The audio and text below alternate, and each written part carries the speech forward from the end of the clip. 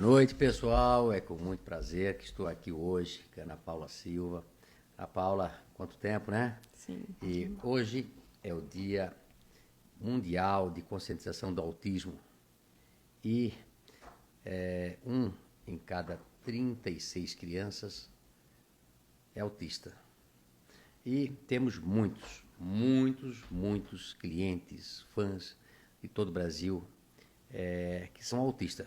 E por isso que a gente vai conversar hoje sobre esse tema tão importante de crianças autistas, já que também tenho muitos fãs. Ano passado, neste dia, nós reunimos 40 crianças aqui na van. São crianças que gostam de mim, mandam correspondência, e aí eu resolvi, durante os próximos anos, eleger 3 causas para me dedicar. O autismo, a dislexia, que eu sou dislexo, então a gente já fez simpósio aqui em Brusque, e eu tenho certeza que a gente ajudou muita gente, né? E a fibromialgia, que a minha esposa tem, e eu tenho também colaboradores que têm fibromialgia, então a gente vai, durante esse ano, tratar desses assuntos, começando hoje com o autismo, mas nós temos que entender que todos esses transtornos acarretam problemas na vida da pessoa que tem, da família, e que a gente, falando sobre o assunto, a gente toca em algumas famílias, em algumas pessoas, e nós podemos transformar vidas. Uma delas, eu estava recentemente num restaurante e o garçom, ele disse: você não queria agradecer que você fez o primeiro simpósio falando sobre dislexia, inclusive a Ana também fez parte. Quantos anos faz isso? O primeiro simpósio, eu acho que foi, a gente trouxe em 2010, 2012, depois em 2017, 16, e nós íamos fazer um em 2020, que estava tudo pronto. E aí veio a pandemia. E aí, esse adulto já, né, disse: ó, Luciano, eu tinha um problema, e deu 1.500 pessoas no primeiro simpósio sobre dislexia aqui em Brusque, e a minha avó foi, porque eu tinha um problema de alfabetização. Ela chegou em casa e disse: olha, o nosso neto, né, o filho de vocês, ele não é burro, ele não é malandro, ele tem dislexia. E a partir daquele momento, eu fui assistido, me formei no 2º grau e estou me formando na universidade, então quero te agradecer. Então, o que a gente puder fazer para melhorar a vida das pessoas, nós vamos fazer.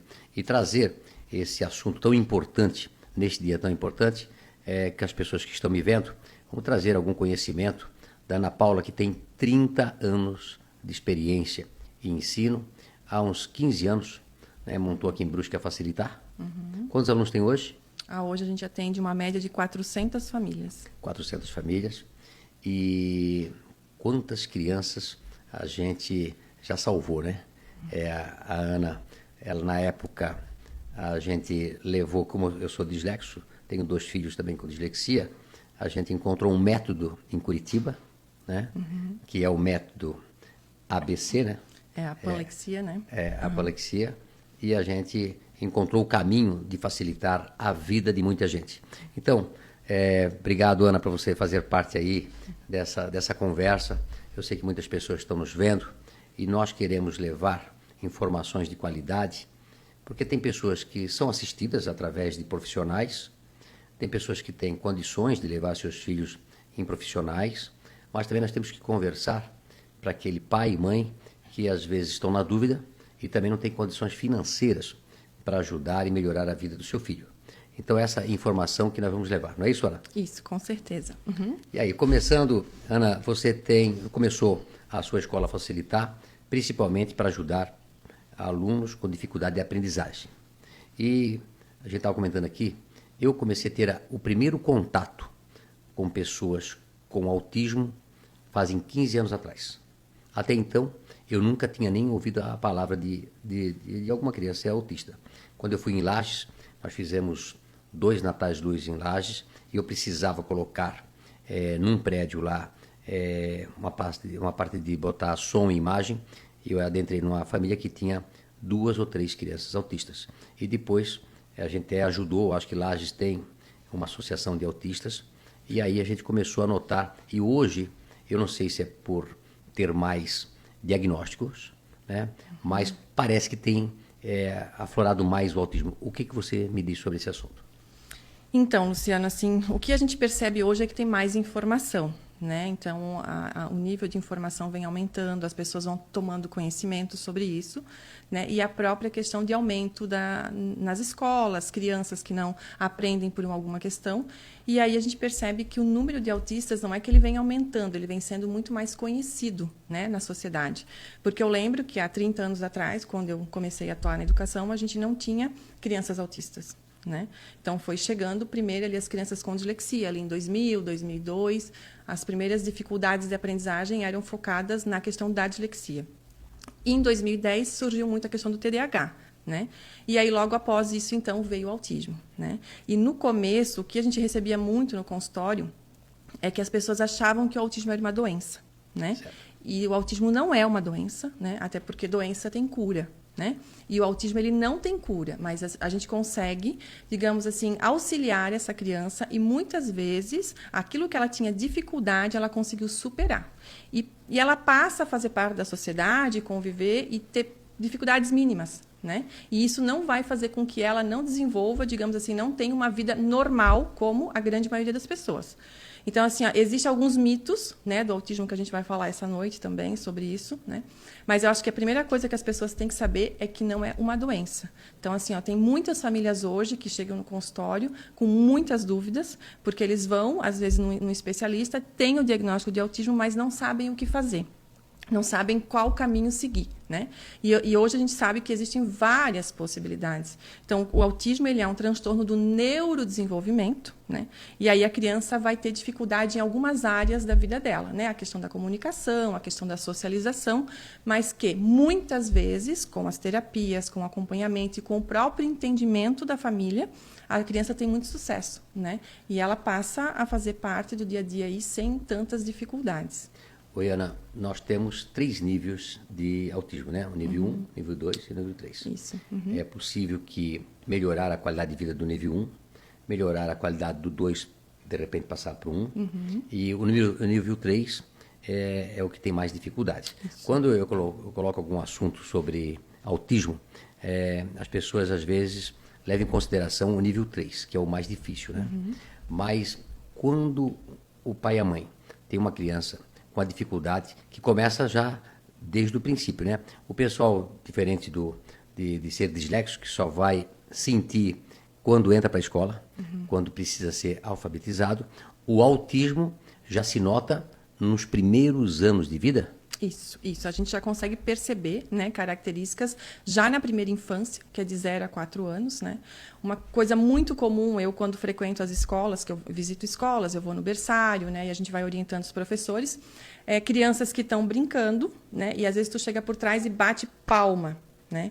E as crianças que não têm uma dificuldade, eles percebem rapidinho o barulho, né? E às vezes a criança que tem algo, né, diferente, um autismo, alguma condição, ela vai continuar brincando e ela não percebe que alguém bateu palma. Isso pode ser, às vezes, uma surdez, né? Então, são técnicas que a gente usa para observar, ou realmente uma característica que ela não percebeu o mundo além dela, né? Ela está ali brincando e ela não percebeu o que gira em volta dela, né? Então, isso a gente começa a perceber na primeira infância. Mas uma característica muito comum é a questão de olhar nos olhos, né? Então, assim, a criança às vezes não fixa o olhar. Ela até olha, né, para o profissional, olha, mas ela não fixa o olhar. Então, isso é uma característica muito comum. E com o treino, com o apoio, ela começa a trabalhar isso, tá?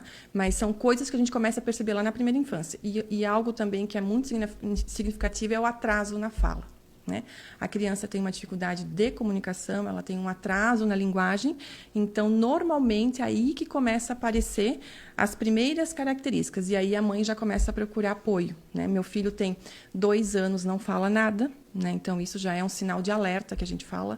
Aos 3 anos a criança já tem que ter uma comunicação, já tem que falar frases, e aos 4 anos ela tem que ter uma comunicação completa, né? E se a criança vem apresentando atraso com 1, 2, 3 anos, então são momentos da vida que é muito importante a gente parar e ver o que está acontecendo, né? Qual o profissional que a mamãe precisa procurar para ver se o filho é autista?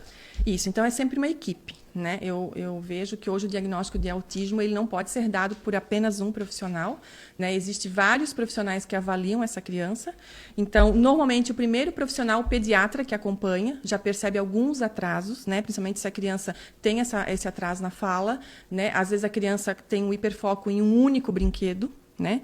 Ou a própria questão das estereotipias. Então, se ele pega um carrinho, ele fica girando muito a rodinha do carrinho e ele fica ali horas brincando, né? Então, isso é uma estereotipia que a gente percebe que a criança tem. E aí, o pediatra pode estar percebendo alguma coisa e fazer alguns encaminhamentos. Então, atraso de fala vai para a fonoaudióloga, né? Atraso, por exemplo, na questão da socialização, ele não consegue brincar com outras crianças, vai para a psicóloga, né? Então, a gente vai direcionando para os profissionais. E o neuropediatra, né, que atende até os 16 anos, é o que vai dar, então, o laudo de autismo ou não. Porém, antes de fechar qualquer laudo, o ideal é a família passar por uma bateria de testes, né? Então, hoje a gente tem, por exemplo, na clínica, a gente tem profissionais específicos para avaliação, que é o ideal antes de qualquer fechamento de diagnóstico. E um teste hoje que está sendo bastante conhecido e é um teste ouro, que a gente fala, é o ADOS, né? O ADOS hoje é o teste ouro do autismo. Então, a família passa por uma bateria. Mas esse teste é feito pela rede pública? Quem é que faz Eu não teste? sei se tem na rede pública. Nós temos profissionais hoje em Brusque que fazem esse teste, mas eu não tenho conhecimento da rede pública, né? E o teste do autismo, ele vai avaliar a criança em vários momentos. Porque o que eu percebo muito no meu dia a dia, né? Esse dia chegou uma mãe no consultório e falou: minha filha recebeu um diagnóstico de autismo. O que acontece? Assim, ó, essa criança, ela tem 8 anos hoje, né? Essa criança tem um histórico de problema cardíaco muito grande. Então, até os 4 anos, ela passou por vários profissionais da saúde, médico, ficou internada, passou por 3 cirurgias. Então, ela tem uma aversão à equipe médica, né? Que é o histórico dela, ela vivenciou isso na primeira infância. E aí, quando a mãe chegou no consultório, o médico deu o diagnóstico de autismo sem, digamos, fazer uma avaliação, né? E essa mãe ficou um pouco angustiada com isso. Será que o meu filho tem mesmo, né? Será que a minha filha tem? E aí a gente conversou com o médico, então, conversou com a família para a gente fazer uma avaliação e realmente ter certeza. Porque a mãe fica pisando em ovos se é ou se não é. E por que é importante eu saber se ela tem ou não o autismo? Porque daí eu vou conseguir direcionar o tratamento. Por isso que tem os níveis de suporte. Porque o nível de suporte 1 vai exigir um tipo de tratamento, o nível de suporte 2, outro tipo de tratamento. Então, quando chega, o meu filho tem autismo nível 1 de suporte. Mãe, então, nesse momento, o que é prioridade, né? E a gente vai trabalhando com as terapias de acordo com a dificuldade da criança. Então, por isso que é importante a família buscar, sim, uma avaliação e um apoio também dos profissionais que vão atender essa criança. Você que entrou agora, quero dizer que 70 milhões de pessoas no mundo são autistas. É de 1 até 3% de autismo. Eu estive agora, essa semana, em Balneário Camboriú, até fizemos um vídeo hoje, Casa do Autista. Que assiste 200 crianças. Um trabalho lindo, uma casa que foi inaugurada no ano passado, com não sei quantos profissionais hoje dedicados ao autismo.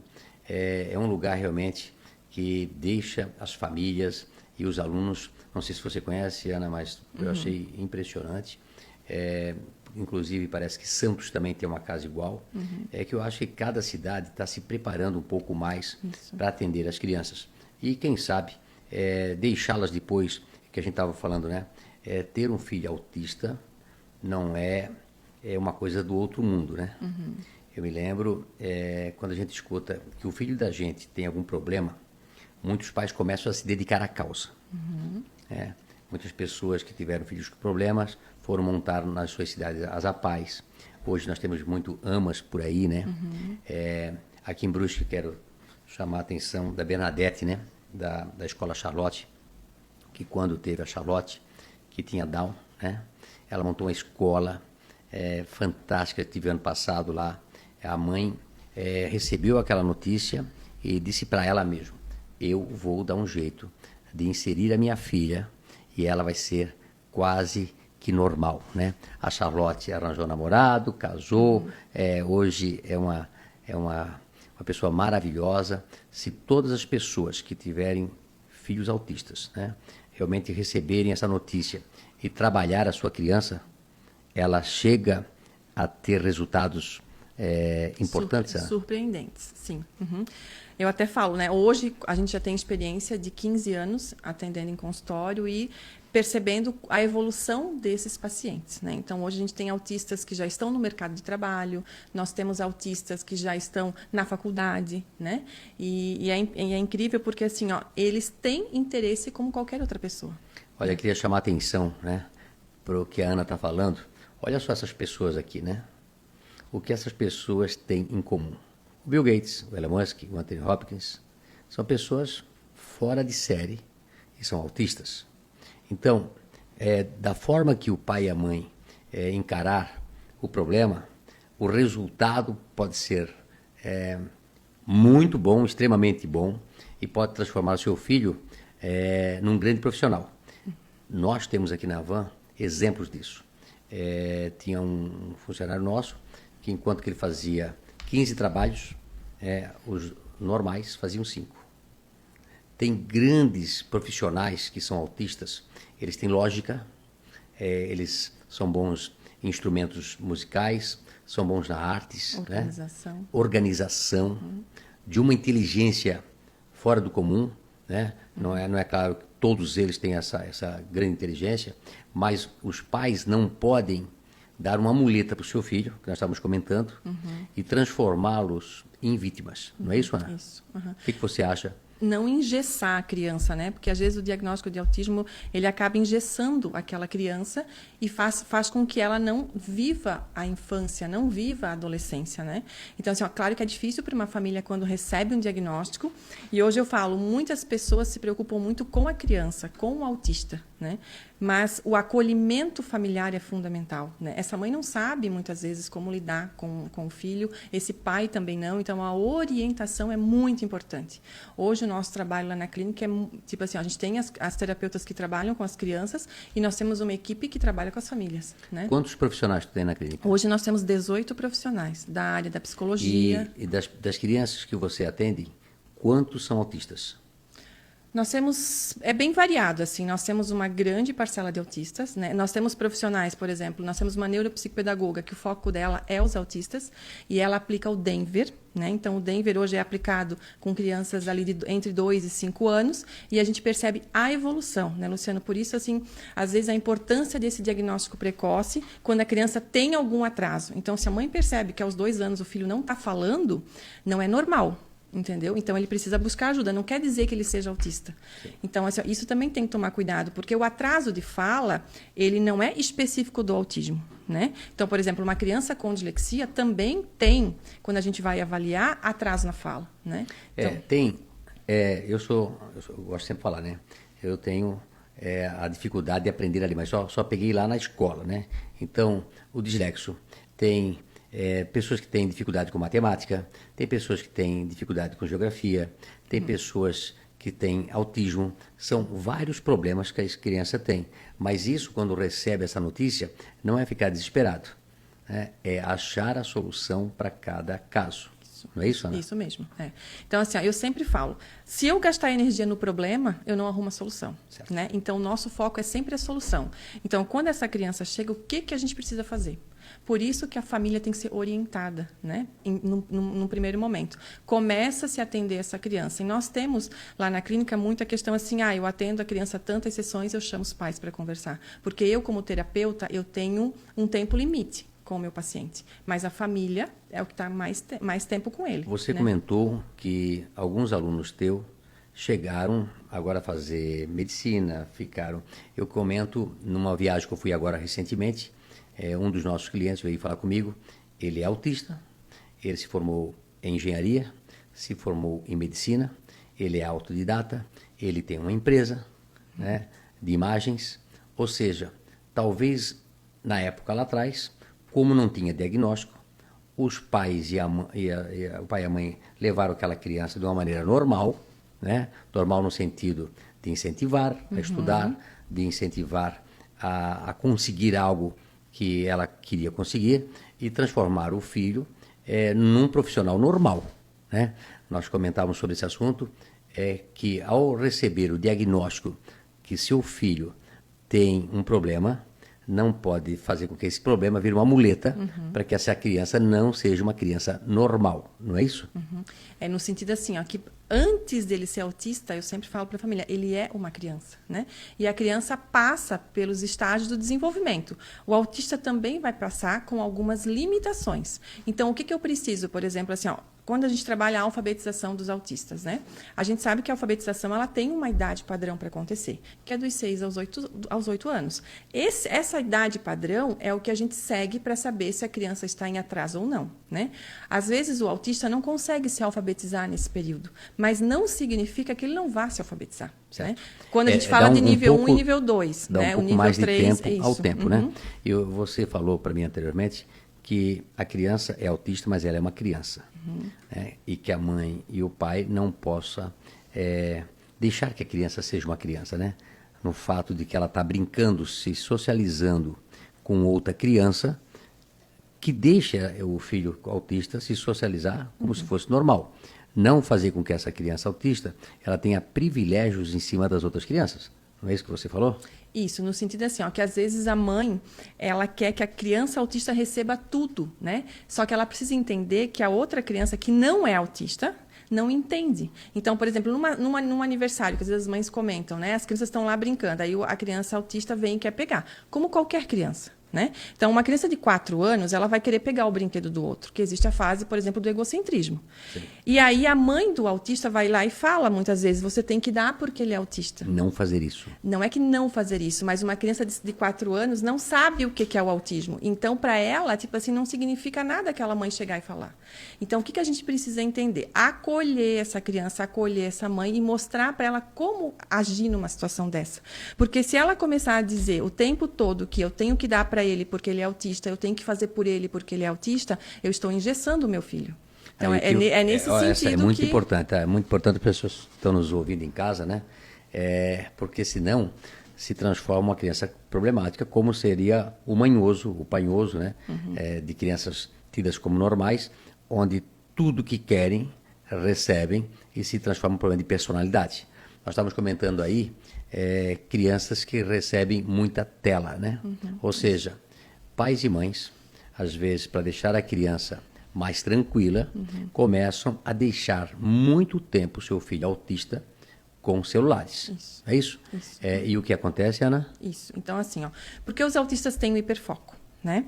E o que acontece? Às vezes a tela acalma ele porque é o hiperfoco dele. Então, é cômodo. A mãe às vezes trabalhou o dia todo, o pai trabalhou o dia todo. A gente sabe que exige, digamos assim, ó, o filho já exige uma atenção. E às vezes a criança autista exige um pouco mais.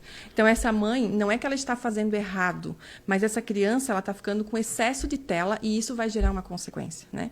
Eu sempre falo, eu tenho casos que eu conto para as famílias até para elas entenderem, porque às vezes ela acha que isso não pode acontecer. Mas um dos últimos atendimentos meu no final do ano passado foi de uma criança de 10 anos que desde que começou a pandemia, né? Ele tinha 6 anos, então ele se apegou ao celular, porque isso foi geral para todo mundo. E o celular, para ele, era algo que fazia parte do corpo dele. Tipo, se tirasse o celular dele, ele entrava em crise. E a mãe, para acalmar, não tirava o celular dele, né? Só que daí agora a equipe médica, né? Ele está tendo acompanhamento com um psiquiatra, com vários profissionais. A gente fala que a gente precisa fazer uma dessensibilização. Entendeu? Eu preciso fazer com que essa criança vá diminuindo o tempo de tela. Então, se hoje ele fica 5 horas no celular, eu não vou arrancar o celular dele e não vou dar mais. Não é disso. Não é dessa forma. A gente vai diminuindo. Porque hoje, as primeiras vezes que foi tirado o celular dele, ele quebrou tudo dentro de casa. Então, o que ele precisou fazer muitas vezes? Assim, a família teve que segurar ele com força, teve que ter situações muito graves, ele precisou ficar hospitalizado. Né? Para a equipe dar conta. Qual a solução aí? Qual a solução? Isso, daí a gente sempre fala dos jogos, né? Então, eu como educadora, como terapeuta, como mãe também, que eu tenho 2 filhos, né? Claro que é mais cômodo a gente dar o digital. Isso facilitou a vida, né? Mas prejudicou. Tem um psiquiatra que ele sempre fala que nós estamos gerando uma dívida impagável na sociedade, né? Que é essa questão da dependência digital. Não que a gente não tenha que ter o digital, mas a gente tem que ter o social também. Então, assim, jogos muito simples que a gente usa, por exemplo, o Fuja da Coruja, né? Que é um jogo de carta que as crianças gostam de brincar. Mas o que eles percebem hoje, né? Quando a gente tira um tempo para brincar com a terapia, ela funciona muito através da brincadeira, da ludicidade. Eles ficam felizes da vida. E por que na terapia ele não precisa do celular, por exemplo? Ele fica 40, 50 minutos, 1 hora lá jogando. Porque eu estou com a criança. Né? E aí que a gente entra na questão da quantidade e da qualidade. Não é a quantidade de tempo que eu tenho com meu filho, é a qualidade. Hoje todo mundo tem que trabalhar. Pai e mãe trabalham fora, o filho fica na escola. Só que quando eu chego em casa, por exemplo, tem mãe que relata assim para mim: Ana, eu chego em casa e não consigo fazer nada. Ele fica puxando a minha calça, ele fica querendo, né? Claro, ele quer atenção. Então é mais fácil essa mãe parar 15 minutos e pegar um joguinho e brincar com o filho. Depois ele vai dormir e ela vai fazer as coisas dela, do que ela ficar 2, 3 horas ali o tempo todo querendo fazer o que ela precisa e aquela criança querendo atenção. Né? Então, a forma hoje que a gente percebe quando a criança sente que aquele pai está presente é fazendo uma brincadeira com o jogo, é sentando no tapete, o quebra-cabeça. Eu sempre falo, toda criança tem que ter quebra-cabeça. Ah, Ana, ele não tem paciência de montar. Ele vai ter que aprender. Né? Porque, claro, o quebra-cabeça exige atenção, exige esforço mental ali, exige... E eles, como são de hiperfocos, se pegam brinquedos lúdicos, né, que tem um monte por aí, eles vão acalmar, vão ficar entretidos com jogos, não vão ficar viciados em tela e vai melhorar a qualidade de vida deles e dos pais também, como é o caso de usar a tela para acalmá-los. Depois que eles começarem a brincar com jogos, vai ser outra vida. Isso. E aí hoje eu vejo, tipo assim, as crianças, a gente tem alguns jogos que a gente vende lá na clínica, as crianças saem do consultório e levam para casa o jogo. E no outro dia eles vêm contando com uma alegria. Ganhei do meu pai, ganhei da minha mãe. É esse momento família que é importante, né? É como eu falo, tudo é questão de equilíbrio. Sim. Não é quantidade. Eu tenho que ficar o dia todo em função do meu filho. Não, é qualidade. Então eu tenho 30 minutos à noite para brincar com ele, eu vou brincar 30 minutos. Né? No final de semana eu tenho mais tempo, então é questão só de organização. Senão essa criança fica berrando, essa mãe não consegue fazer nada e vira um caos. Né? E a criança autista de nível 1, nível 2, o que acontece? Eu preciso puxar muito por ela. Né? A gente tem crianças autistas de nível 2 de suporte que hoje são nível 1. Mas por quê? Por causa da intervenção, por causa do acompanhamento, né? É um trabalho em conjunto, família, escola, terapeuta. Então, assim, não é porque hoje ele recebeu um diagnóstico de nível 2 que ele vai ser sempre nível 2 de suporte. Isso é importante. Isso, né? Ele pode se tornar um nível 1. E, às vezes, o autista nível 1, ele passa despercebido, como eu falei antes. Então, assim, eu acompanhei autista durante muito tempo. Né? Eu tenho um autista de 22 anos hoje, que o maior desejo dele é namorar. Então, ele já passou, né? A gente já fez várias atividades e coisas juntos. Ele está no mercado de trabalho. Né? Então, agora, a gente começou a arrumar a vida dele, digamos, na questão social. Então, ele traz muito no atendimento que o desejo dele é ter uma namorada. Mas qual é a dificuldade do autista? É o relacionamento, é a socialização. Como que eu vou chegar? Se nós fôssemos fazer hoje testes com toda a população adulta, né, da nossa idade, quantos autistas nós encontraríamos, né, que não foram diagnosticados? Quantas pessoas vêm falar comigo, hoje, Luciano, eu também tenho dislexia, né? E encontrar o seu caminho na vida, são empresários, são artistas, são esportistas de grande sucesso e elas passaram pela vida sem saber que elas eram autistas, né? Então, não coloque o diagnóstico da doença como se fosse um ponto final na vida do seu filho, na sua vida. Procure, através de profissionais, encontrar formas de que lá na frente, quando ele se tornar um adulto, vai encontrar empresas querendo ele. São pessoas que têm uma capacidade enorme e hoje no mundo dos computadores eles são ótimos, engenharia são ótimos, em matemática são ótimos. Aliás, né? Em todos os lugares cabe um autista, cabe um disléxico, cabe vários tipos de transtornos que tem na sociedade, mas desde que essas pessoas sejam incentivadas a encontrar o seu caminho de aprendizado. Isso. Eu queria deixar aí você fazer algumas perguntas. Vamos ver aí algumas perguntas de você aí de casa. E aí, Guilherme, tem alguém querendo fazer? Boa noite, doutora. Só para quem está chegando agora, a gente está ao vivo com a doutora Ana Paula Silva, né? Estamos aí falando sobre o Dia Mundial de Conscientização do Autismo. E Luciana e doutora, o Franklin Matos está perguntando: por que nos dias atuais existem muitas crianças com autismo? Qual os motivos? Boa noite. Boa noite. Então, como a gente falou anteriormente, né, eu acho que a própria questão da informação. Então, a gente sabe que antigamente, se a gente for buscar muito tempo atrás, as crianças que tinham uma limitação, elas não eram mostradas para a sociedade. Né? Então, hoje a gente tem uma grande quantidade de pessoas que têm uma dificuldade, mas que estão tendo uma vida normal. Por quê? Por causa da questão da inclusão. Né? Então, hoje, o meu filho é aceito, mesmo que ele tenha alguma coisa. Antigamente, não. Né? Antigamente, isso não podia. Mas o aumento, realmente, do autismo tem muito a ver com a informação e a busca por apoio. E, assim, hoje as pessoas estão acolhendo, né? Então, eles estão respeitando também as causas, né? Então, o autismo hoje é uma bandeira que a gente levanta porque a gente sabe que, quando se tem um apoio, se tem resultado. A própria síndrome de Asperger, né? Isso, que foi tirado e agora passa a ser o nível 1 do autismo, né? Mas, de novo, que o diagnóstico do autismo não seja uma bengala para que a criança não se socialize, para a criança utilize mais as telas do que os brinquedos para brincar. E também, muitas pessoas dizem assim, não vai aprender línguas, não vai ser um bom aluno, não vai ter sucesso. Pelo contrário, ao exemplo da Bernadette, né, que pegando a Charlotte, talvez utilizando muita brincadeira, muito amor, muito carinho, monta aqui na escola, na nossa cidade, uma escola, né, a Escola Charlotte, e no ano passado eu estive visitando a Bernadette, e ela disse, pô, Luciano, quando a gente montou a escola, já que a Charlotte tinha síndrome de Down, a gente montou para ensinar não só a Charlotte, mas outras crianças que tinham a mesma síndrome. E hoje, a maioria das crianças que vem para a gente são crianças que têm autismo. Né?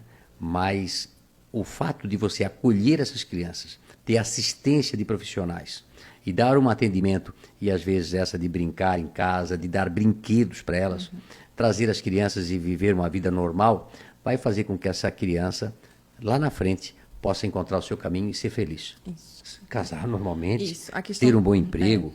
A questão de rotina, né? Isso é muito importante para o autismo, né? Então, assim, porque se a criança não sabe o que vai acontecer, muitas vezes ele se desregula, né? Então, assim, é importante que a criança saiba da rotina dela. Então, tem várias estratégias que a gente utiliza, mas o que a família normalmente busca é esse entendimento, essa compreensão, o que fazer. Né? Por isso que a terapia ela não é importante somente para o autista, mas para a família também. Porque o que a mãe percebe muitas vezes? O meu filho tem seletividade alimentar, ele tem uma dificuldade com a alimentação, que é mais uma característica do autismo. Né?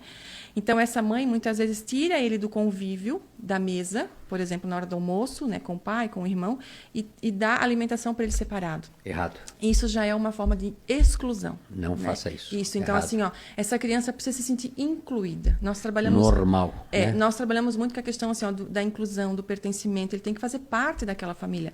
Porque senão, o que a criança vai internalizar? Então, eu não estou lá na mesa sentada porque eu sou autista. Eu não estou lá brincando porque eu sou autista. Não. A gente sabe que o autista tem as suas limitações, mas eu preciso trazer ele para o meu também meio. Tem as suas limitações, mas também tem coisas que eles fazem que pessoas normais não fazem. Né?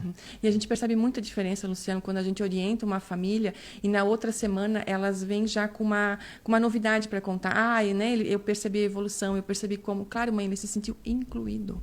Mais uma pergunta? Sim, Luciano. A Laís Regina, ela está passando aqui para agradecer e lembrar uma história com o filho dela na van. Eu tenho um filho autista que tem um apego, uma fronha que comprou na van.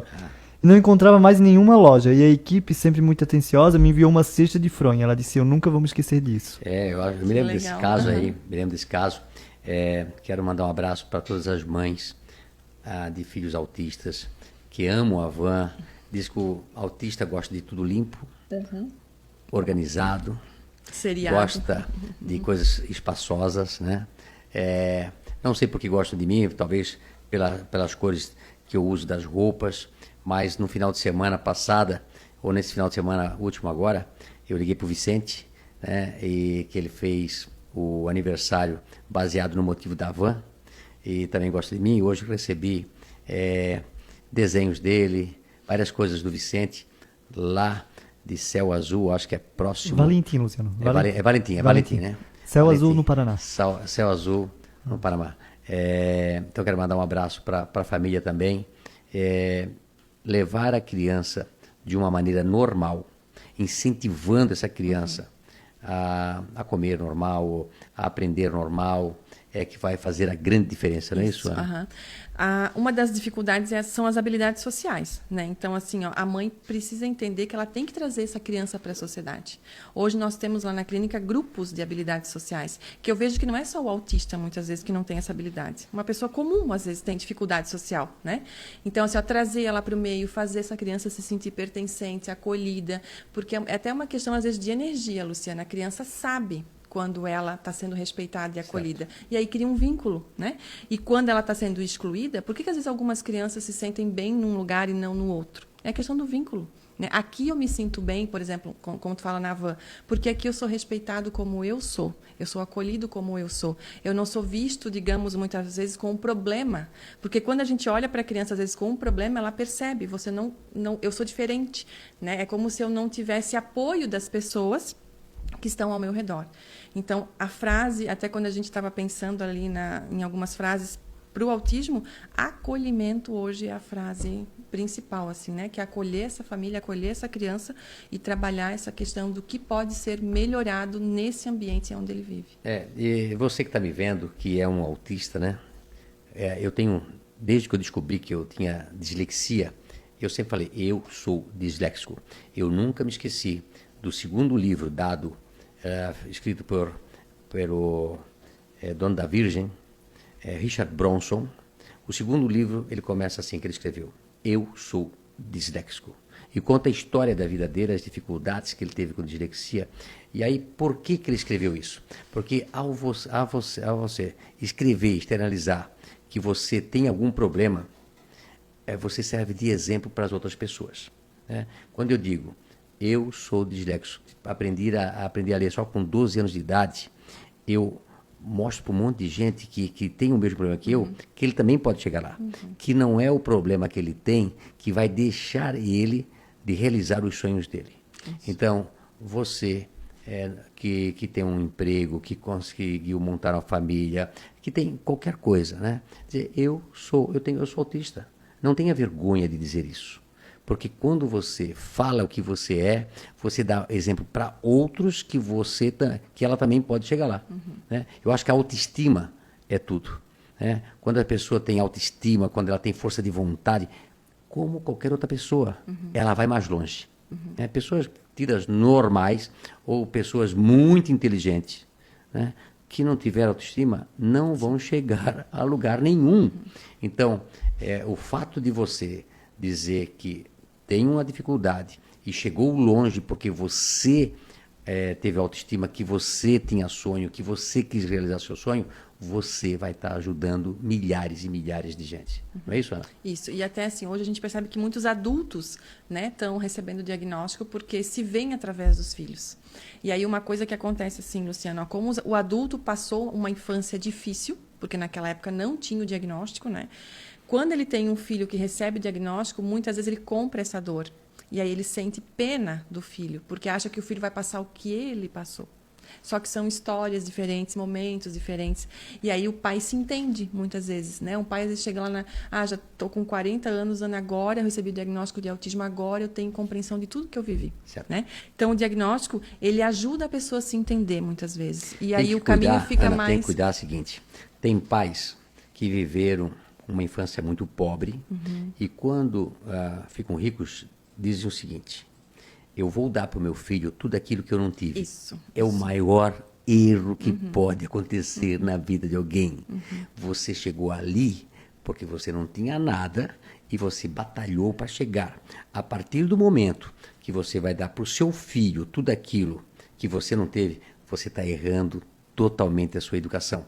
Então, o que nós temos que falar é de que forma, com as dificuldades que nós temos, nós chegamos aonde nós estamos. E vou dizer a minha história. Eu descobri que eu tinha uma dificuldade, não tinha diagnóstico, imagina, há 50 anos atrás nem se falava em dislexia, Eu tive que me virar. Como eu me virei? Eu fui ler mais revistas, mais jornais, mais gibi, porque eu não queria chegar na sala de aula e ficar roxo e não conseguir ler na frente da turma. Ou seja, a partir do momento que você fazer o seu filho com autoestima, com determinação, burlar essas dificuldades que a gente tem, essa criança vai chegar na vida adulta fazendo sucesso e sendo uma criança, um adulto socializado e conseguindo atingir seus objetivos. É isso? E os seus sonhos. Mas assim, Luciano, essa pergunta que tu falou, eu sempre falo para os pais, quando eles dizem assim, ó, eu vou dar para o meu filho o que eu não tive, né? O que você não teve? Aí, às vezes, eles ficam assim, eu pergunto, o que você não teve? Ana, não tive videogame, não tive... Pois é, mas naquela época não fez falta para você. Não. Então, agora também não faz falta para o teu filho. O teu filho precisa do quê? Da tua presença, do teu amor, do teu cuidado. Que nós tivemos isso, alguns de um jeito, outros de outro, mas nunca faltou, né, para a grande maioria de nós adultos, o acolhimento da família, o amor da família. O bem material não vai suprir nunca a presença de um pai e uma mãe, né? Então, hoje, quando eles falam assim, eu quero dar para o meu filho que eu não tive, é como você falou, é um erro muito grave. Porque daí a criança se acostuma a ganhar tudo aquilo mesmo ela não querendo. Sim. E aí, uma criança com dificuldades, né, vai aceitar aquelas dificuldades e não vai romper as dificuldades, não vai encontrar o outro caminho. Por quê? O autista, como eu, né, nós só aprendemos de maneira diferentes e vamos chegar lá, ou mais do que os outros, através do esforço. Isso, por isso que o autismo é um espectro, porque ele não é uma linha reta, não é todo mundo igual. Como as pessoas normais, não são todas as pessoas iguais. Então, a gente precisa lidar com cada situação. Cada autista é único. Quando a família chega com o diagnóstico de autismo, eu não tenho uma receita de bolo pronta. Né? A gente tem estratégias que a gente utiliza, mas a gente vai moldando de acordo com aquela criança, com aquela família. Mais uma pergunta, Guilherme? Sim, Luciano, para o pessoal que está entrando agora, só lembrando que a gente está falando hoje sobre o Dia Mundial da Conscientização do Autismo, né? E tem uma pergunta para a doutora Ana. A Liane Pedrinho Ronaldo pergunta assim: doutora, e os autistas severos, qual conselho a senhora pode dar para eles? Os autistas severos é o nível 3 de suporte que a gente fala, né? A grande maioria depende muito de uma pessoa 24 horas junto com eles, né? Eles têm bastante limitações, enfim. A minha sugestão sempre para qualquer tipo de autismo é a presença da família, né? E essa família tem entendimento, digamos assim, do que eu posso fazer pelo meu filho. E nunca fazer aquilo que ele dá conta sozinho. Porque, por exemplo, assim, o autista que ele é não verbal, ele tem dificuldade na comunicação, mas existem estratégias que hoje a gente fala que existem várias formas dele se comunicar, né? Nós temos técnicas onde a criança pode ter um tablet e às vezes a criança ela quer mostrar o que ela quer, mas o pai e a mãe já fazem por ela. Sabe assim, quando a criança quer e o pai fala assim, não, filho, pega esse, faz isso, né? Então, mesmo que ele tenha um nível 3 de suporte, eu preciso estar o tempo todo estimulando ele, né? E trabalhando a escuta. Quando a gente fala escuta, não é o que ele vai falar, mas é o que ele está fazendo. Eu preciso parar e ver. Então, assim, esses dias um casal comentou com a gente de como ele vê a evolução do filho dele hoje quando ele vai brincar num parque, por exemplo. Então, a gente nunca pode comparar um autista com outro autista. Eu vou comparar ele com ele mesmo. Então, ele chegou para mim nesse nível, ele passou por todo um suporte e hoje ele está desse jeito. Então, a família, quando ela tem um autista de nível 3, ela precisa olhar para aquele filho e ver os avanços dele. Nunca comparar com o outro, né? E sempre buscar fazer da melhor forma possível para que ele tenha resultado. E aí, Guilherme? Luciano, o pessoal elogiando bastante a live para falar desse assunto, o pessoal está elogiando bastante. E aí, em Florencio, ela comentou assim, ela não fez uma pergunta, mas ela comentou, e um comentário muito interessante. Já estávamos falando antes desse assunto, né? Sou adulta autista com diagnóstico tardio. Foi falado ali antes, né? Então, ela teve o diagnóstico só mais tarde.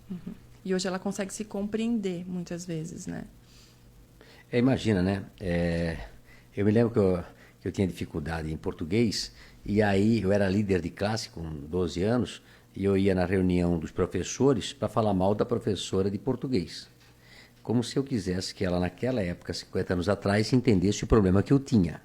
Mas ela também não sabia o problema que eu tinha, né? Então, hoje, a partir do momento que as pessoas entendem mais o autista, tanto a família, os professores, as pessoas em si, essa live é para isso, para que as pessoas entendam quais as dificuldades do autista, cada um vai fazer a sua parte, né? E fazer o melhor para as pessoas, né? Automaticamente a gente vai tratar melhor essas pessoas, mas se a gente fazer com que essas pessoas se socialize, vai ficar melhor para elas. Ontem ainda eu recebi aqui o pessoal de Jaraguá do Sul do futsal. E aí tinha um menino autista que começou a ir nos jogos de Jaraguá do Sul e no começo, muito barulho, 5, 10 mil pessoas, ele usava o fone, né, porque ele sentia muita pressão, eles usam fones.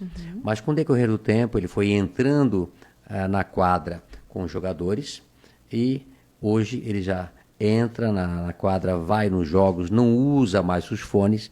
Olha a evolução dessa criança. Então, naquele primeiro momento, os pais achavam que ele teria que usar o fone a vida toda. Mas, com o decorrer do tempo, foram socializando a criança e ela automaticamente um dia pegou, tirou o fone, entregou para a mãe e passou a conviver com todo mundo, brincar sem o fone. Então, isso é evolução. Evolução. E é por isso que eu falei antes, eu tenho que comparar o meu filho com ele mesmo, né? Então, assim, os pacientes que eu atendo, eu tenho uma pasta de documentos de cada um. E, às vezes, a gente pega a cada um tempo e compara como eles chegaram e como eles estão. Ou seja, a evolução pode ser tão grande e tão diferente de outra criança com autismo que não estava nem escrito aquilo que podia acontecer, né? Mas a evolução, levando eles para determinados lugares, com crianças iguais, passando a tratar eles de maneira iguais, vai fazer com que eles possam estar em lugares normais, né? E de uma maneira igual às outras crianças. Isso porque é eles têm a questão da hipersensibilidade, né? Então, assim, às vezes a família chega e fala, eu queria colocar o meu filho na natação, mas ele tem medo de água, né? Então, a gente faz todo um processo até que ele consiga ir para a natação, entendeu? Porque não é, tipo assim, forçar. Não é forçando que ele vai conseguir, muito pelo contrário. Ele vai pegar conquistando. Conquistando, ele vai pegar uma aversão. E aí, cada conquista tem que ser muito comemorada. Então, assim, a gente vê crianças que tinham medo do mar, por exemplo, né? Aí, hoje, eles já conseguem entrar na água e brincar. Então, essas conquistas são muito significativas. Por isso que eu preciso comparar o meu autista com ele mesmo, não com o outro. Certo. Porque o outro, às vezes, não tem dificuldade com a água, mas o meu tem, né? E aí, Guilherme, tem mais uma pergunta? Vou fazer 2 perguntas em uma. Certo. A Grazi está perguntando assim, qual é o nome do exame mesmo, que ela não conseguiu ouvir lá. E tem outra pergunta aqui, peraí. O Luca Barros falou, boa noite, sou autista, mãe de 3 autistas. Meu diagnóstico veio depois dos filhos. Olha só. Sim. Parabéns, Luciano. E convidou para você também ir na AMA de São José, que Legal. eles são muito parceiros lá na região.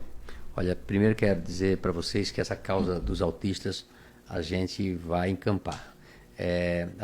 No nosso troco solidário, a gente ajuda muitas casas com autistas. Acho que uma das primeiras que eu ajudei foi a de Lages, aquele pai que eu conheci as crianças lá atrás, há 15 anos atrás, mas a partir do momento que a gente dá mais suporte, mais conhecimento, eu não tenho dúvida, né?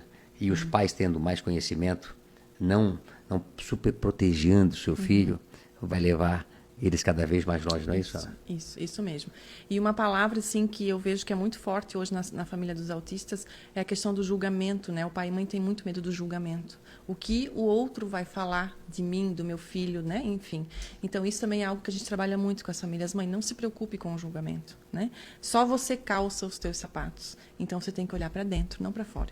Qual é o nome do... O teste é o ADUS. Né? ADUS. ADUS. O que é ADUS? O ADUS é uma avaliação, digamos assim, completa do autismo. É uma bateria, né? São vários testes e triagens que é feito com a família até chegar no resultado. Então, hoje, qualquer profissional que desconfie que a criança tenha, ou até adulto, tá? O teste ADUS é de criança até adulto. Eu tenho 40 anos, eu quero fazer o teste, né? Então, qualquer pessoa hoje que desconfie que tem autismo, o ideal é ele buscar uma avaliação, né, focada nisso. O ADUS é uma ferramenta muito importante para descartar ou não o autismo. Existem outros também, tem as avaliações neuropsicológicas, né? Mas sempre por buscar profissionais especializados nessa questão realmente, né? Não é numa consulta que eu vou identificar o meu autista, né? É uma gama de informações que eu preciso ter. Outra coisa que eu queria falar com os pais, né? Todos nós temos problemas, né? só muda o nome do problema. Né? As pessoas normais têm problemas, né? Problema psicológico, problema de dormir, problema de acordar. Todos nós temos problemas. Nós só vamos resolver os nossos problemas quando nós aceitarmos os nossos problemas. Né? E a coisa vem de dentro para fora. É como eu sempre falo, né? Eu sou careca, não dou bola para ser careca. Nada. As pessoas têm que ter autoestima elevada. E ter um filho autista, ou ter um filho com qualquer problema, o amor se torna tão grande, né? E passa a ser, às vezes, a vida do pai e da mãe. Como eu falei para você, quando um casal tem um filho que tem alguma dificuldade, esse casal começa a se dedicar mais às causas, se dedicar a montar uma associação, a procurar fórmulas de resolver os problemas, e isso faz com que a sociedade melhore, isso faz com que a cidade melhore. Quando você monta uma AME, né, numa cidade, vai resolver o problema de um monte de pais. E isso é muito importante, é não esconder o problema. Né? Pelo contrário. É realçar e fazer com que aquilo ali seja uma coisa normal, porque é normal na nossa vida ter problemas. Né? Não adianta querer dizer que não tem problema. Tem problema, sim. Só depende da forma que você encare o problema. A forma de você encarar o problema de frente vai fazer com que não só a sua vida melhore, mas de toda a sociedade. Mais alguma pergunta? Luciano, uma das últimas perguntas aqui pra gente já ir encerrando. Tem uma pergunta aqui, um comentário muito legal, da Nara. Ela disse que ela é autista, mãe de autista, e o diagnóstico dela também só veio depois dele. E ela falou, hoje meu filho é funcionário do setor de tecnologia aqui da Avan, do Avan Labs. E ele super se adaptou graças ao ambiente super amigável da Avan. Certo. Olha que interessante, né? Eu acho que todas as pessoas têm que atender bem as outras pessoas, né? É a empatia, né? A empatia. Se você... Eu sou formado em tecnologia de informação. A maioria da nossa turma, né, é bem focada, né? E até não é que eles são não são legais ou não são divertidos, é que eles são mais focados naquilo que eles gostam, né? É outra tribo, é outra tribo, mas nem por isso não são felizes. Então, eu tenho certeza de todo pai e mãe que tem um filho com algum problema, se encarar esse problema, procurar especialistas. E hoje também a internet traz muita informação também que dá para ser usada, né? Mas a gente tem que tomar cuidado. Não, né? eu sei. Mas assim, tudo tem que tomar cuidado, né? Mas se você pensar que lá atrás não tinha informação nenhuma, né, não sabia nem de autista, de dislexia, de outras coisas, mas eu acho que pegar as informações e fazer o melhor para o seu filho, socializar, brincar com ele, né? Eu não tenho dúvida que lá na frente vai estar resolvido. Não, se não vai estar resolvido 100%, porque eu nunca vou deixar de ser disléxico, né? Mas eu sei de que forma que eu vou resolver o meu problema pessoal, né? E nem por isso que eu não sou feliz e alegre com os problemas que eu tenho. Sim. Não é isso? E por isso que eu faço questão de dizer, eu sou disléxico, né? E se mais pessoas que estão bem hoje, que estão casados, que vão bem numa profissão, que chegarem em algum lugar onde alguns não chegaram e disser, eu sou autista, né? Você que é autista, corra atrás das tuas possibilidades, tenha autoestima e impulsione outras pessoas a fazerem o mesmo, nós vamos resolver o problema de muita gente. Luciano, vamos encerrando a live já. O pessoal aqui agradecendo, falando muito bem da live, a importância de falar desse tema. Então, mas agradecer o pessoal que nos acompanha aqui. Eu quero só passar uma mensagem, né? Lembre-se, sonhos são sonhos. Transforme eles em meta. E a meta você transforma em realidade. Eu acho que nós temos cada vez mais transformar os nossos sonhos em metas, correr atrás, não se desespere com um diagnóstico. Ele é só um diagnóstico. A solução tem. Não é isso, Ana? Tem. Certeza. Com certeza você é exemplo para isso. Você está aí muitos e muitos anos tratando de crianças com dificuldade de aprendizagem. E outra coisa que eu falo muito, né? Às vezes você tem um filho com dificuldades. Se não encarar ele de frente, ele vai sentar lá atrás na última fileira. Porque ele está marginalizado. E aqueles marginalizados vão se transformar em adultos com problemas. Eu, graças a Deus, com todas as dificuldades que eu tinha, eu sentava lá na frente, bem perto do professor, para que eu captasse tudo. E quando eu chegava em casa, eu estudava mais do que os outros, porque se eu leio uma folha, a hora que eu acabo de ler, eu já esqueci o que eu li. Olha a minha dificuldade. Nem por isso eu não leio bastante, risco em cima, escrevo, falo em voz alta. É só ver de que forma que o seu filho autista vai aprender de maneira diferente e vai chegar aonde a gente quer que chegue. Não é isso, Ana? Isso, com certeza. Uhum. Ok, a Ana é de Brusque, tem uma clínica aqui, a facilitar, como deve ter centenas de milhares de clínicas no Brasil, aonde você poderá tirar mais informações. Eu tenho certeza que, ao ter um dia mundial do autista, faz com que a gente traga para a sociedade esse problema, mas esse problema, tenho certeza que os pais, juntamente com seus filhos, vão encontrar o caminho para chegar aonde querem. Não é isso, Ana? Isso mesmo, Luciano, com certeza, né? Eu sempre falo, a gente precisa buscar uma solução, né? E não achar que esse problema não tem uma solução, muito pelo contrário.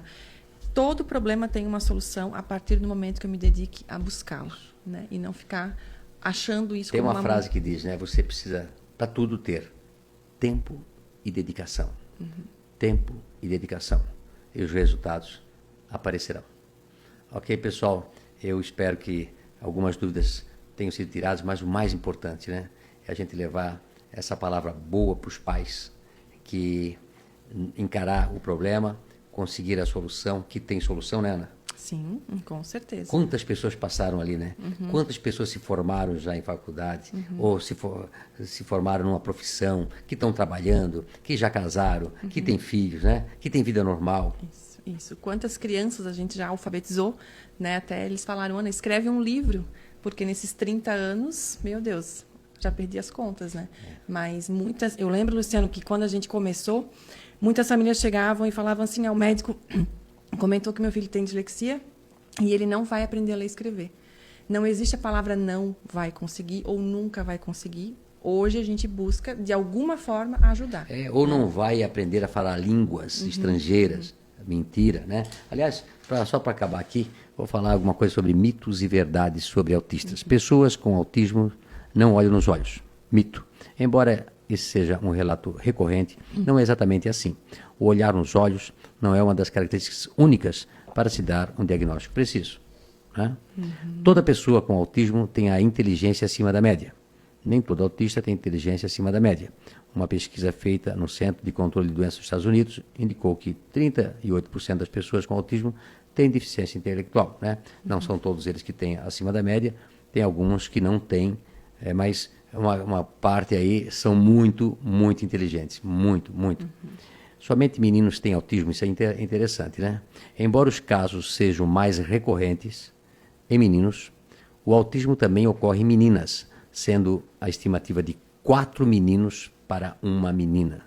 Eu realmente eu não tenho assim encontrado quase meninas. A maioria dos meus fãs, dos meus amigos, das pessoas que trabalham conosco, que são fora de série, são meninos.